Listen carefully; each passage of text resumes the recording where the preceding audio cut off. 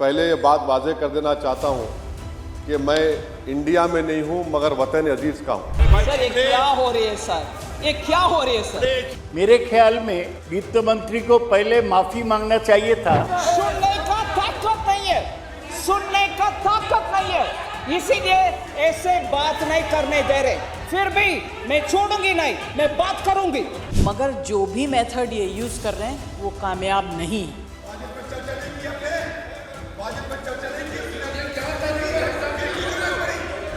आदिर रंजन जी प्लीज सुनो भाई। मोदी जी का दो भाई ईडी आउट।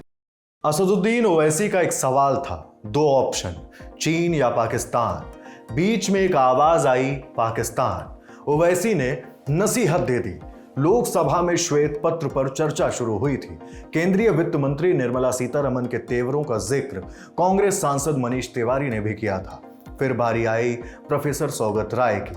पश्चिम बंगाल के दमदम से तृणमूल कांग्रेस के सांसद हैं। उन्होंने किसी से कहा कि देश से माफी मांग लो। नोटबंदी को वजह बताया है। अश्विनी वैष्णव राज्यसभा में एक सदस्य के सवाल का जवाब पूरा कर रहे थे। जया बच्चन उठ खड़ी हुई, कह दिया माइक की जरूरत नहीं है उन्हें बोलने के लिए। फिर एक सीधा जवाब, क्या कहा था उन्होंने? चलिए इन्हीं बातों को अब आपके खास शो संसद में आज में समझते हैं। नमस्ते, मैं हूं हिमांशु।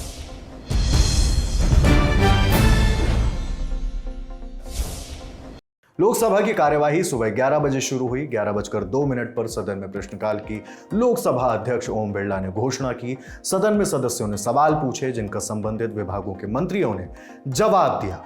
लोकसभा अध्यक्ष ओम बिरला ने सदस्यों से दस्तावेजों को सदन के पटल पर रखने को कहा।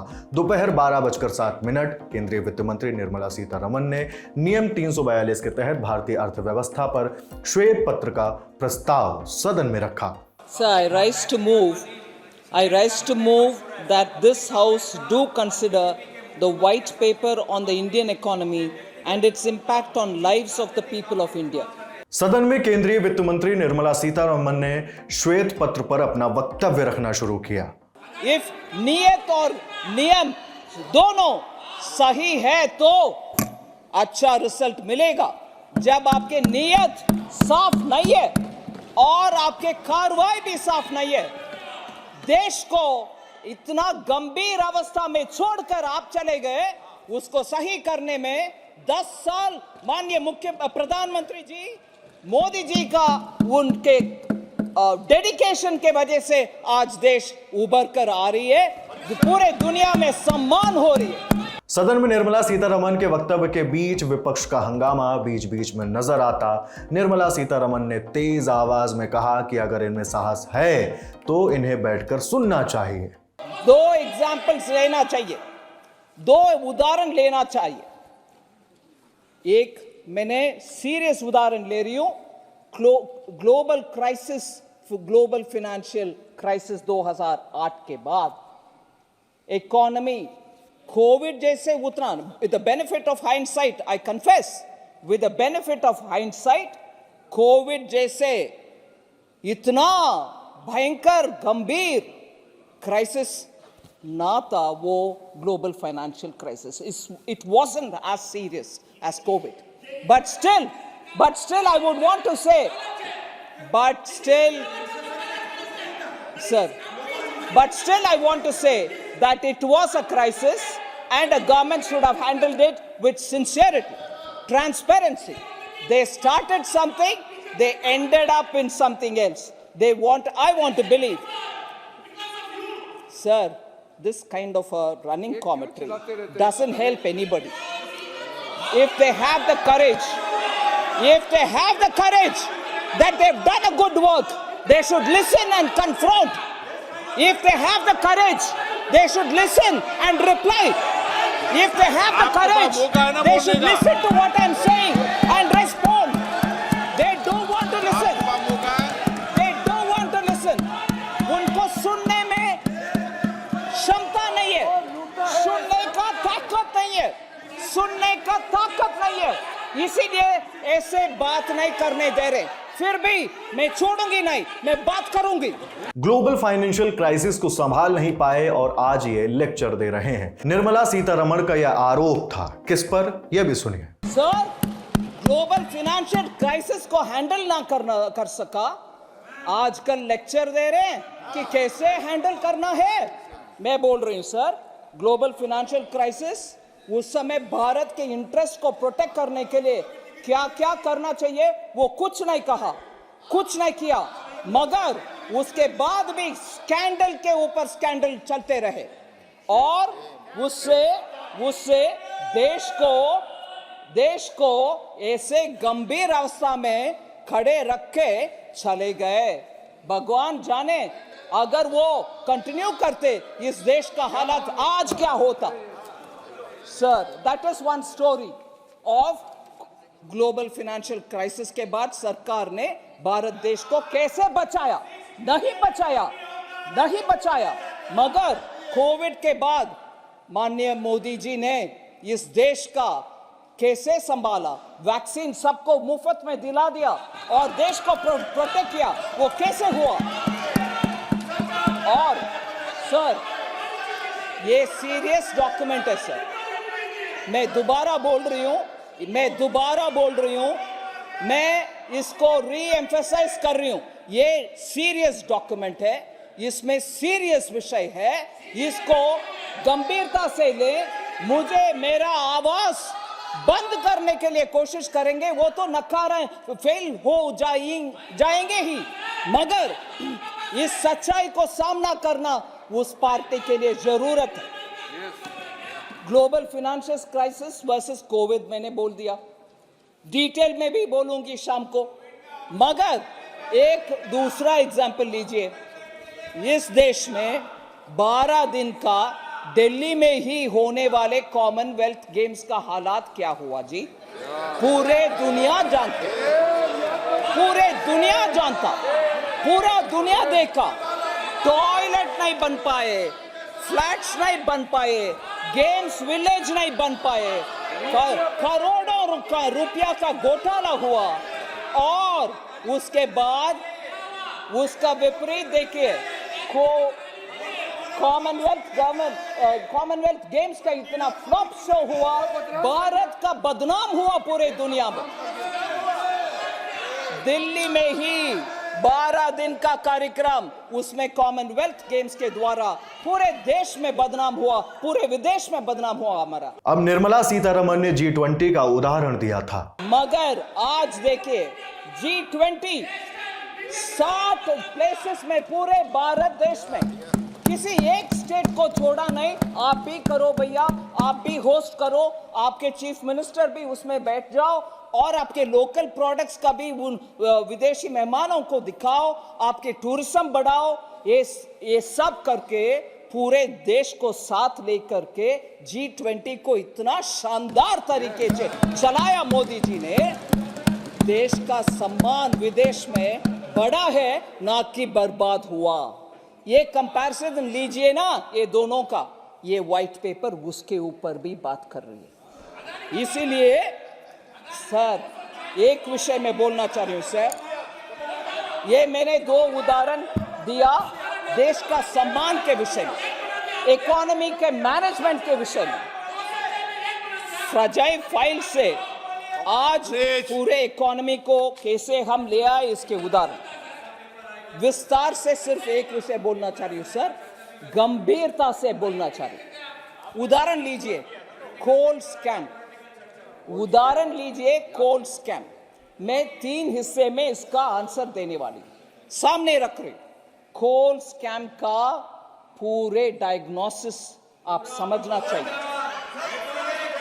उसका करेक्टिव मेजर्स कितना होना चाहिए उसके ऊपर बात करें, और उसका नतीजा क्या हुआ वो भी मैं बोलना चाह रहा हूं। सर, यूपीए गवर्नमेंट ने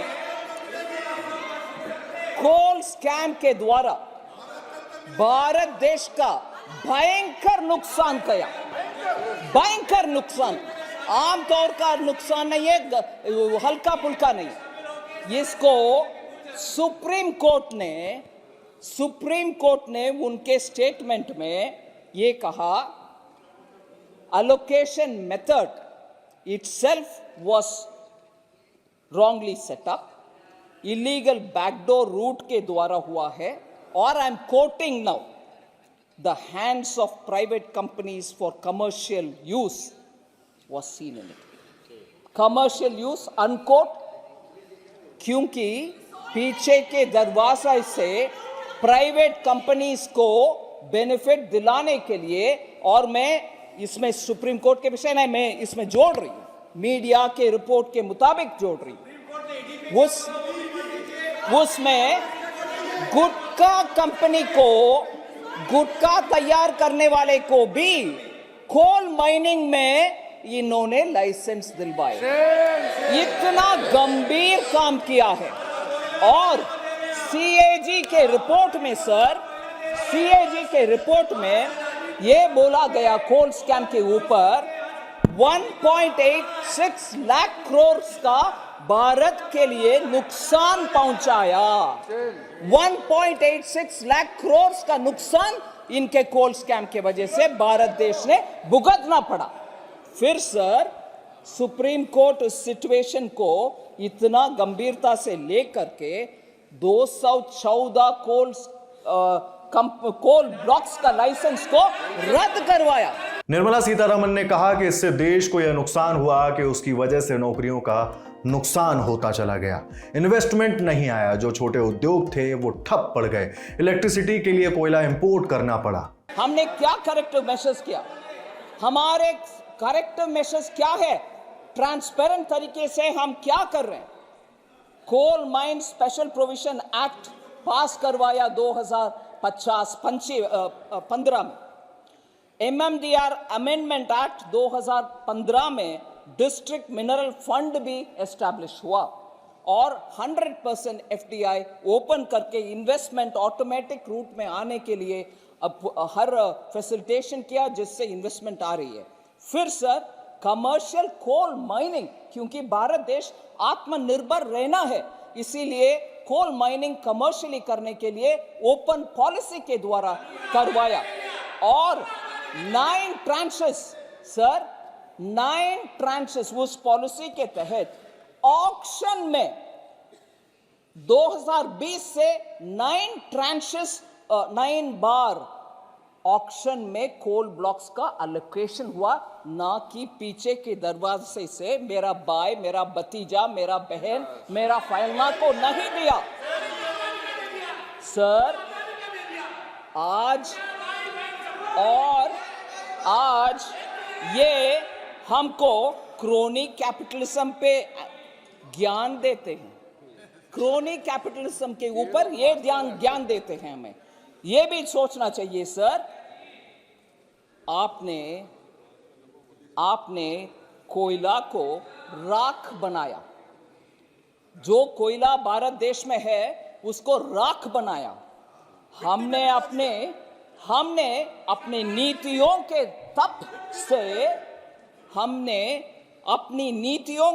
तप से कोयले को हीरा बना दिया।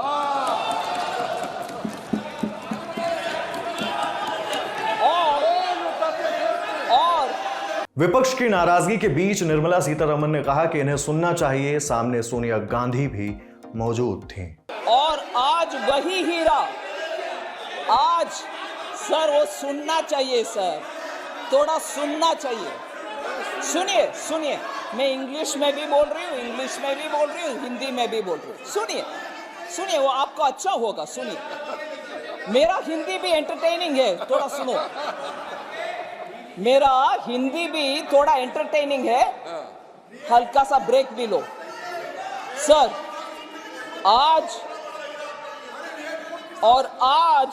वही हीरा जो कोयला से, हमारे तप से वही हीरा जो हुआ है कोयला से, आज वही हीरा खनिज क्षेत्र में डिस्ट्रिक्ट मिनरल फाउंडेशन के रूप में अपनी चमक फैला रहा है। डिस्ट्रिक्ट मिनरल फंड का कहानी मैं बोलने वाली हूं सर। डिस्ट्रिक्ट मिनरल फंड जो हमारे कानून से एस्टैब्लिश हुआ, और पहले कोई सोचा नहीं था उसके ऊपर, डिस्ट्रिक्ट मिनरल फंड से 84,900 करोड़ कलेक्शन हुआ है सभी स्टेट्स में, केंद्र सरकार का नहीं, सभी स्टेट्स में। डिस्ट्रिक्ट में रहता है वो, और उसके कारण बहुत सारे एस्पिरेशनल डिस्ट्रिक्ट्स भी और ब्लॉक्स भी उसके कारण आज बेहतरी और बेटर टाइम्स देख रहे हैं। डिस्ट्रिक्ट मिनरल फंड का कलेक्शन का जानकारी मैं देना चाहती हूं सर, क्योंकि हमारे सरकार के द्वारा हुआ है वो पब्लिक के लिए हुआ, आम जनता के लिए हुआ, आदिवासी वनवासी क्षेत्र में हुआ, उस जनता को उससे फायदा हो रही है, इसीलिए मैं बोल रही हूं। छत्तीसगढ़ में 12,000 crore DMF district mineral fund का कलेक्शन हुआ है, झारखंड में 11,600 करोड़ का कलेक्शन हुआ है, कर्नाटका में जहां पैसा नहीं जाता है हमारे यहां से, कर्नाटका में, राजस्थान में 8,730 करोड़ का कलेक्शन हुआ है, और मेघालय जैसे नॉर्थ ईस्टर्न स्टेट में 90 करोड़ का कलेक्शन भी हुआ है। कांग्रेस जब विपक्ष में है तो 1000 सवाल उठाते हैं, जब हम जवाब देने के लिए खड़े होते हैं तो वो भाग लेते हैं। ये बात कह रही थी निर्मला सीतारमण।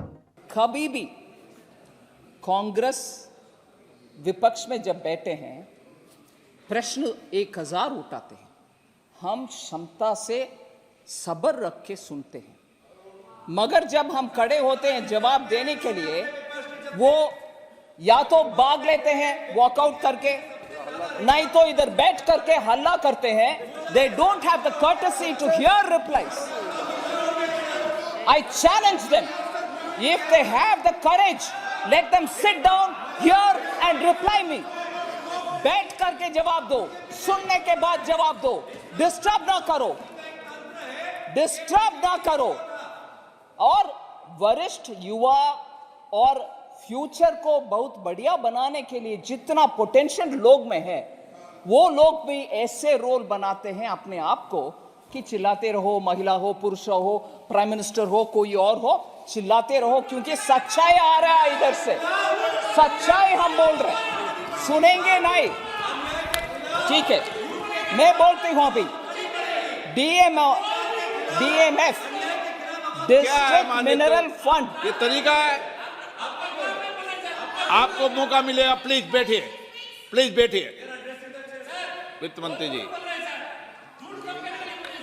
सर झूठ अनपार्लियामेंट्री है सर, वो तो कम से कम करेक्ट करने दीजिए। झूठ अनपार्लियामेंट्री है सर, करेक्ट करने के लिए बोलिए सर।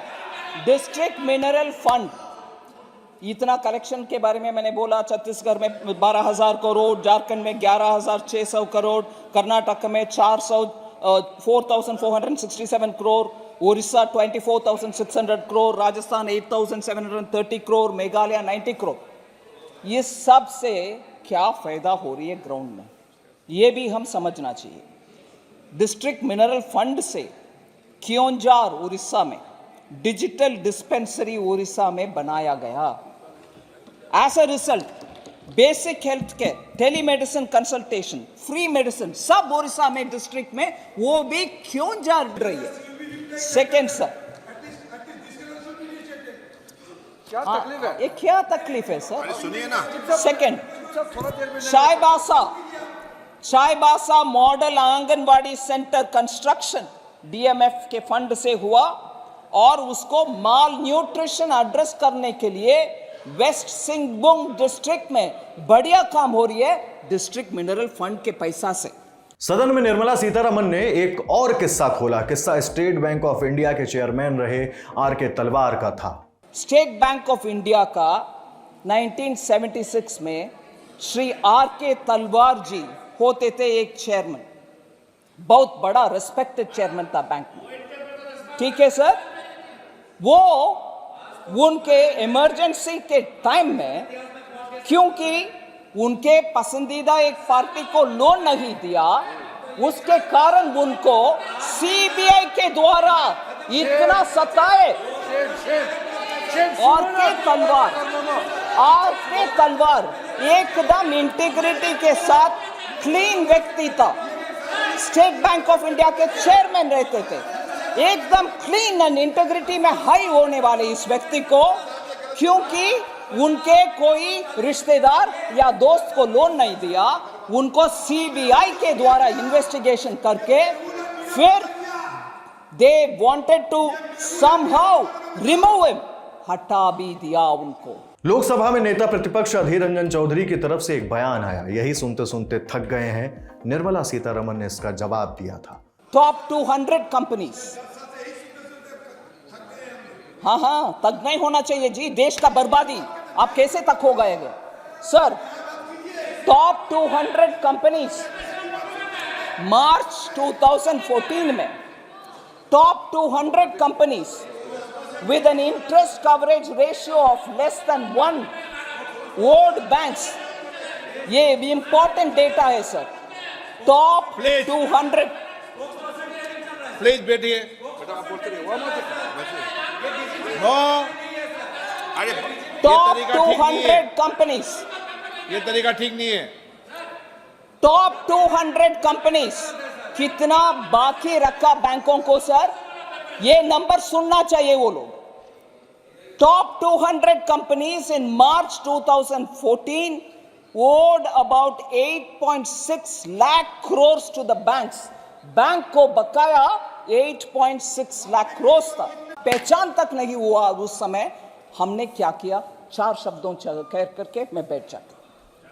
रिकैपिटलाइजेशन किया बैंक का, एसेट क्वालिटी रिव्यू किया बैंक का, रिजर्व बैंक ऑफ इंडिया के द्वारा ऑर्डर हुआ उसका, प्रोविजनिंग किया, बैंक ब्यूरो सेटअप किया, डायरेक्ट लेंडिंग को फोन करके किसी को डायरेक्ट करके लोन दो ऐसे आदेश नहीं दिया। 4 स्ट्रैटेजी फॉर्म किया, आर का recognition, resolution, recapitalisation and reforms. IBC कानून ले आया जिससे जल्दी जल्दी निपट लें केसेस को और बैंक को पैसा वापस दें।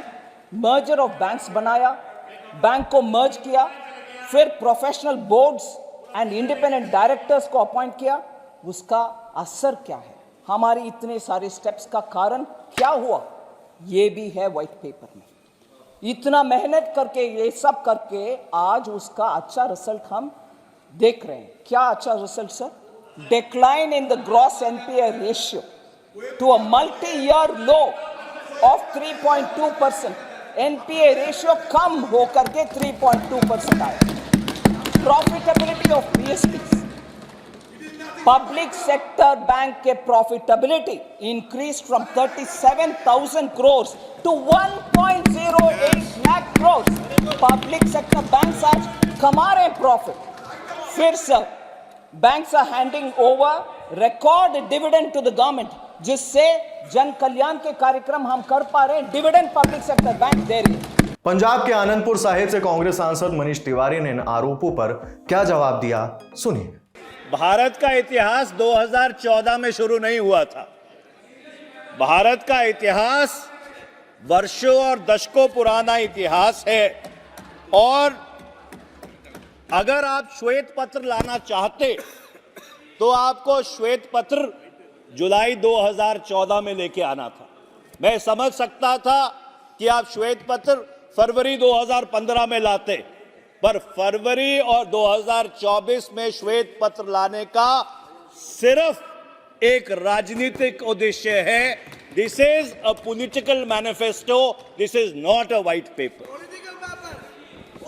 मैं 2004 में जब यूपीए की सरकार बनी, जिसका नेतृत्व प्रधानमंत्री डॉक्टर मनमोहन सिंह जी और यूपीए की चेयरपर्सन श्रीमती सोनिया गांधी जी कर रहे थे, हमने ऐसे मूलभूत सुधार किए जिससे इस देश की जो नींव है, आर्थिक, सामाजिक, राजनीतिक नींव को हम लोगों ने मजबूत किया।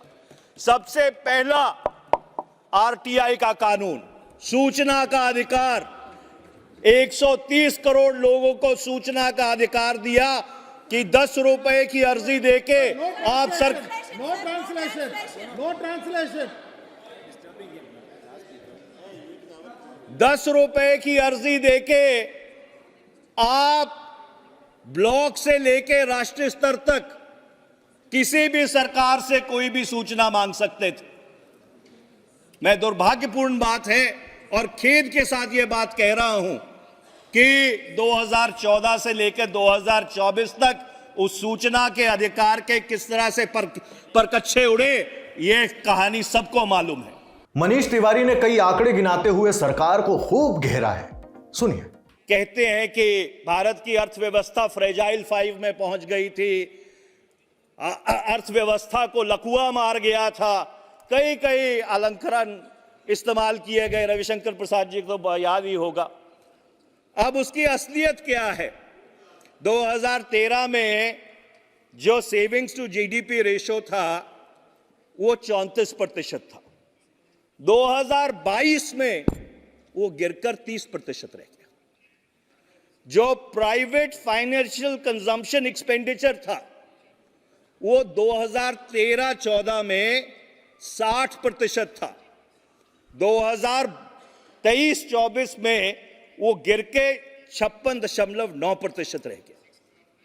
जो इन्वेस्टमेंट टू जीडीपी रेशो था 2013-14 में 33.8% था।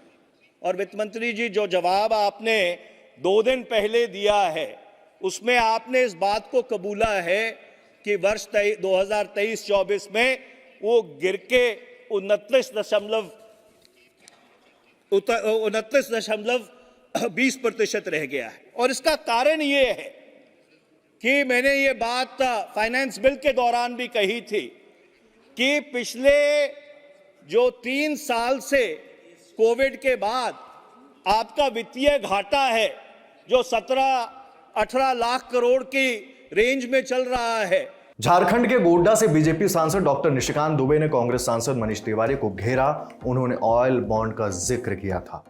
एक कहावत है मनीष जी, एक बड़ा अच्छा शहजाद ने एक बड़ी अच्छी शायरी लिखी कि गुजरने दी नदी को वो रात मैंने, गुजरने दी नदी को वो रात मैंने, घड़ी पर रख दिया था हाथ मैंने। आपने अपनी घड़ी को शांत कर दिया। आपको भ्रष्टाचार नहीं दिखाई देता है, भाई भतीजावाद नहीं दिखाई देता है, आपको करप्शन नहीं दिखाई देता है, आपको केवल ये दिखाई देता है कि हम कैसे गलत चीजों को डिफेंड करें।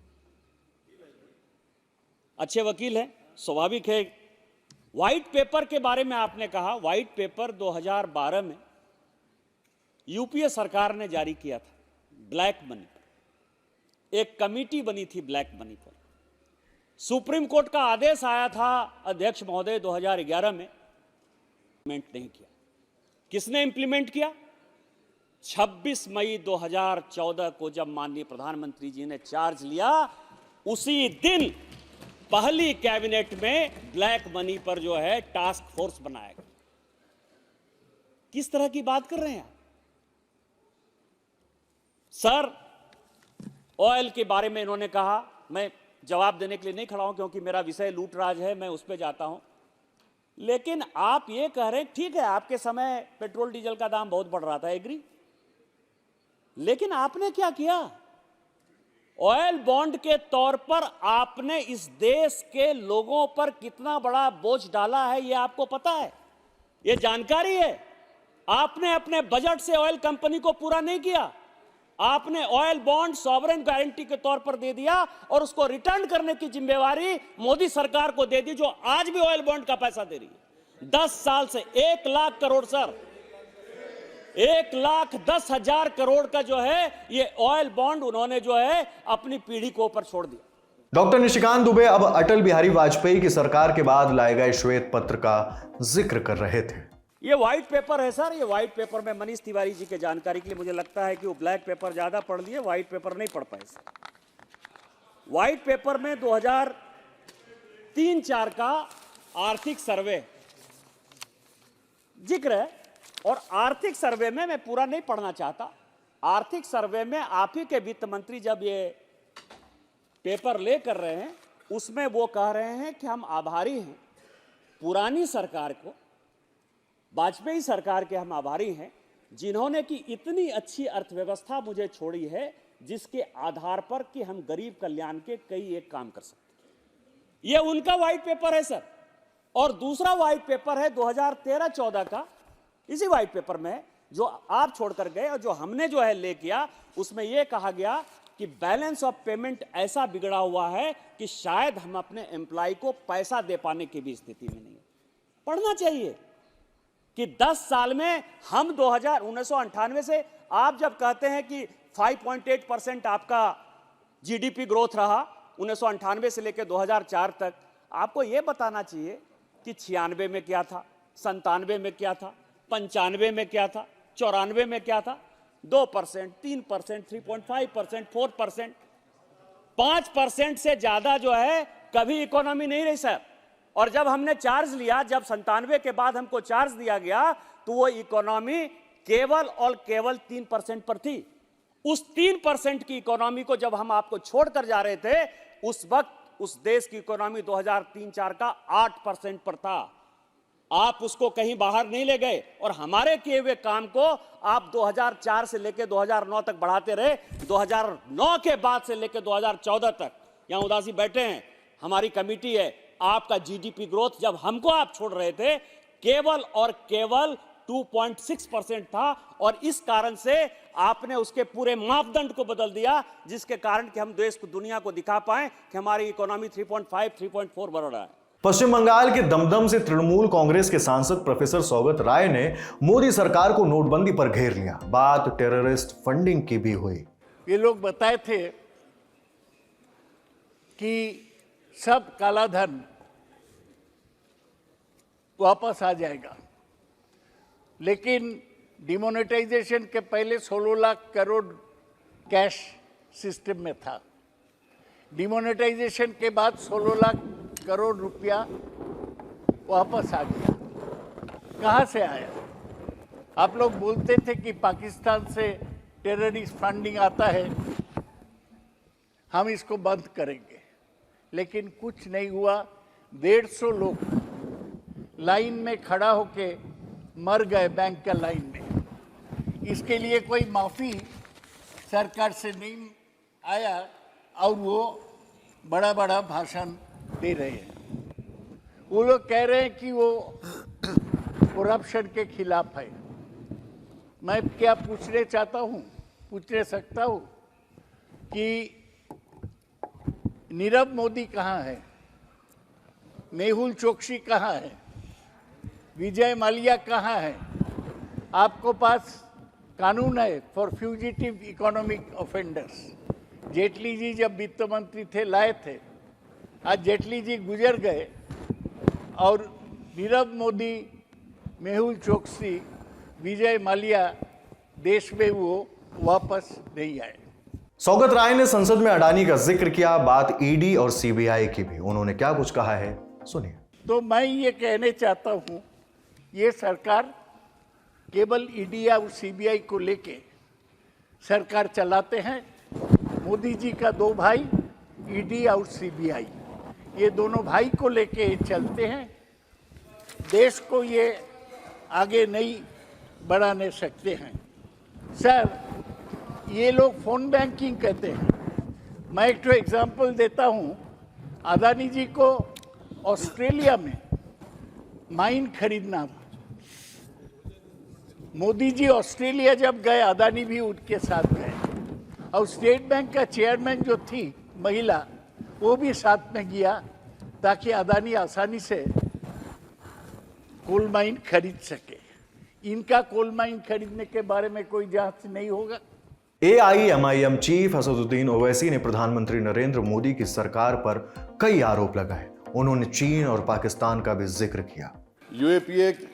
यूपीए में जीडीपी ग्रोथ था 6.8 एवरेज।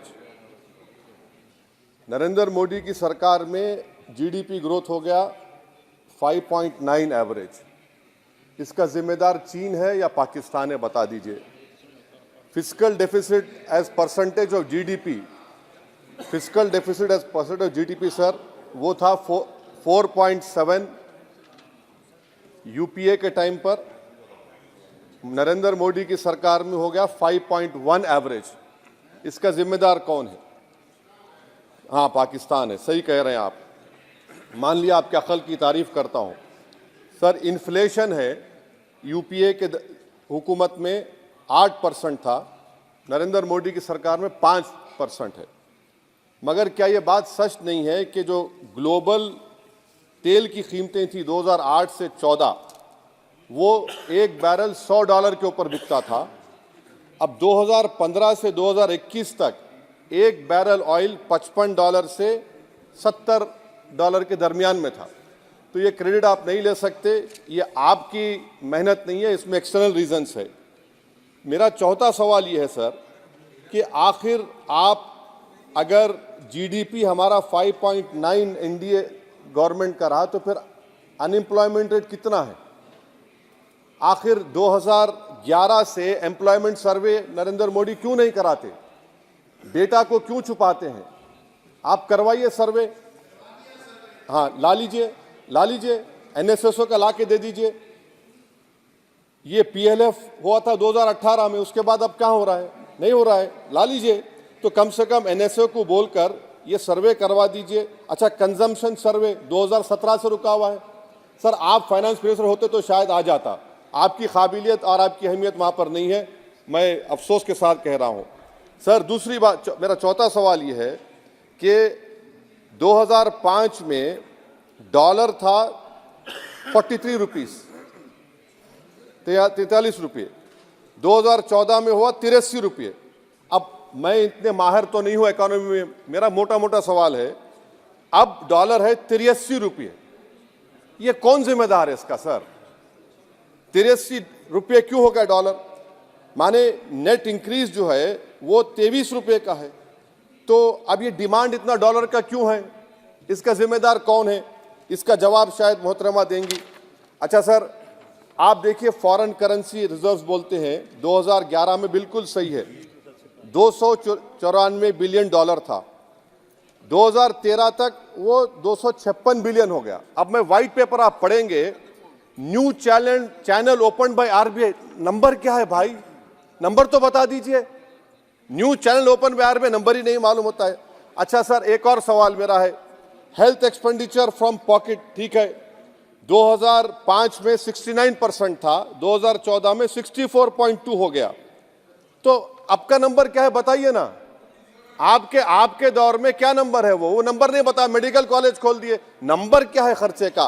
तो ये जो व्हाइट पेपर है, एटलीस्ट 2020 का डेटा दे दो आप। ये व्हाइट पेपर सर मोर रेटरिक है देन सब्सटेंस।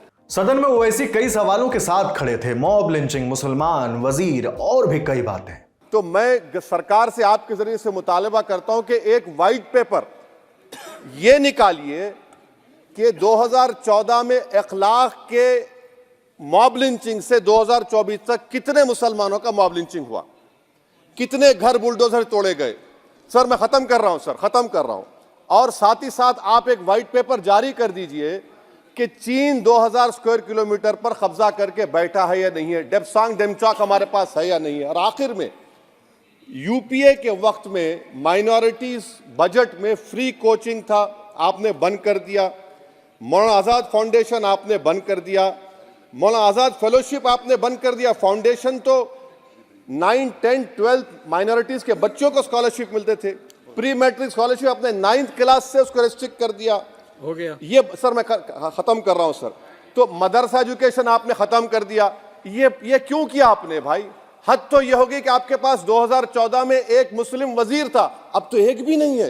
अब रुक करते हैं राज्यसभा का। सदन की कार्यवाही सुबह 11 बजे शुरू हुई। सभापति जगदीप धनखड़ ने सदस्यों से दस्तावेजों को सदन के पटल पर रखने को कहा। इसके बाद सदस्यों ने शून्यकाल में अपने विषयों को सदन के सामने रखा। दोपहर 12 बजे सदन में प्रश्नकाल शुरू हुआ। कांग्रेस के राज्यसभा सांसद राजीव शुक्ला ने साइबर क्राइम की स्थिति अश्विनी वैष्णव के सामने रखी। सभापति जी, मैं माननीय मंत्री जी से जानना चाहता हूँ कि साइबर क्राइम की स्थिति तो ये है कि इस कदर लोग दुरुपयोग कर रहे हैं कि लाखों लोगों का पैसा लोग हड़प ले जा रहे हैं और इस तरह के गैंग ऑपरेट करते हैं तमाम राज्यों से जो लोगों का पैसा हड़पते हैं। उस मामले में क्या क्या कदम उठा रहे हैं अपनी जगह, लेकिन सोशल मीडिया का जहाँ तक इसमें जिक्र है, सोशल मीडिया प्लेटफॉर्म एक ऐसा प्लेटफॉर्म हो गया है कि फ्रीडम ऑफ एक्सप्रेशन के नाम पे कोई भी व्यक्ति कुछ भी किसी के खिलाफ लिख सकता। प्राइवेसी का कोई सवाल नहीं, उसकी इज्जत का कोई सवाल नहीं, और वो उस पर पड़ा रहता है सालों। उसको आप हटवा नहीं सकते, क्योंकि जो प्लेटफॉर्म ओनर है वो कहते हैं कि साहब आप कोर्ट से ऑर्डर लीजिए। कोर्ट में ऑर्डर कौन जाए, कौन लेता है, तो आदमी खोलता है कि जैसे अश्विनी वैष्णव, उसने देखा उसमें 10 चीज़ें लिखी, वो समझता है यही अश्विनी वैष्णव है या यही राजीव शुक्ला है।